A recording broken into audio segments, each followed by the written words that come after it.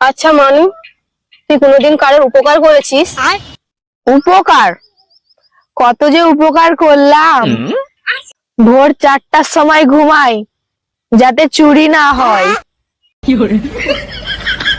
ছেলে পালিয়ে নিয়ে গিয়ে বিয়ে করলাম যাতে মা বাবার পয়সা খরচ না হয়। বাবার সিগারেটের বান্ডেল সব পুকুরে ফেলে দিই যাতে বাবার ক্যান্সার না হয়। हे भगवान तेरी लीला अपरंपार है। পরীক্ষায় প্রতিবার আমি ফেল করি যাতে বাবার মিষ্টি না কিনতে হয়। আমি পারি না আর পারি বাড়িতে হাঁস মুরগি গরু ছাগল সব বিক্রি করে দিয়েছি যাতে বাবা মাকে ওদের পিছনে আর কষ্ট না করতে হয়।